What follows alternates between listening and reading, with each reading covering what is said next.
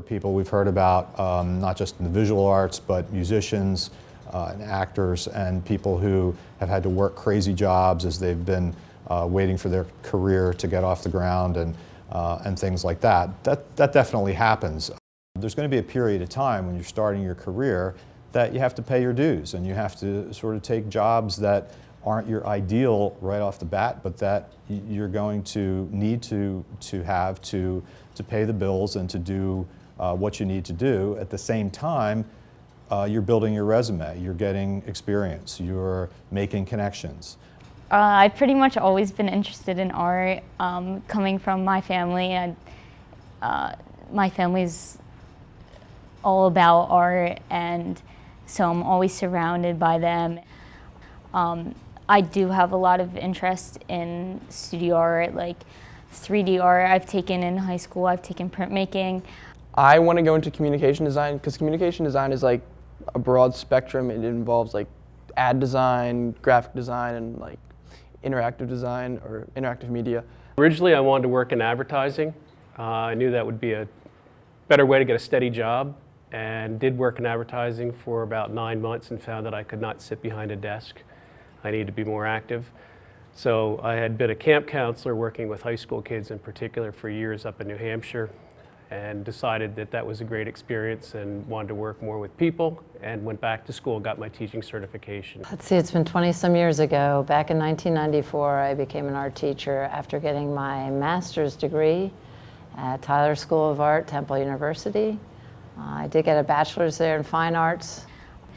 Pursuing a career in art, I actually born an artist. So for me, I am not marketing myself as of yet, but I'm always creating something. So for me, art is definitely a part of my life. It's not something that I'm sending out or earning money. It's something that I always do. So as a counselor, my philosophy would always be to encourage a student to follow their passions. At the same time, I think students need to be realistic in knowing what's out there, in realizing that they're not going to immediately walk into an amazing job, and that's not just in the arts, that's in any career. Being an artist, you have a fairly solitary lifestyle. You work in your studio, you interact with other artists occasionally. I need to be more social. And I also wanted to make sure that I could have food on my plate at night and a roof over my head. And it's very hard to make a living solely from your art. I actually don't know any artists who make their living 100% based on the work that they sell. I definitely think I would get a lot more jobs through graphic design. I never really fully experienced graphic design. It's something new, so I really want to get into that. But I also like it because you can apply it anywhere. By like going into interactive media or something, doing UI interface,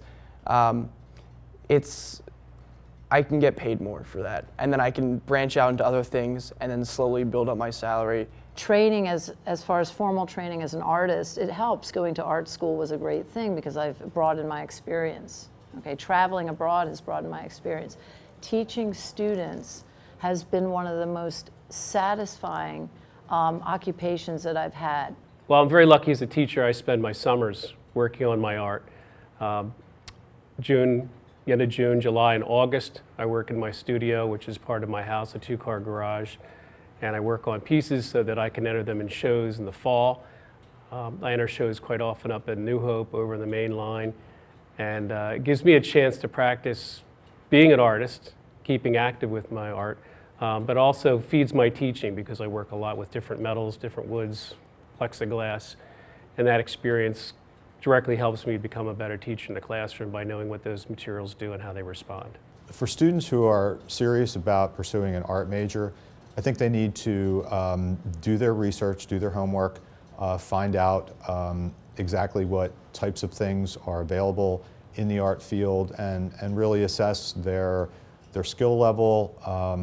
I think they need to get advice from people who know art, from art teachers, and I think they need to make sure they're willing to learn as they go and diversify their different skills, take on new skills, and realize that it's a it's kind of a long-term project to evolve into an art career and to become an artist in whatever realm that takes them.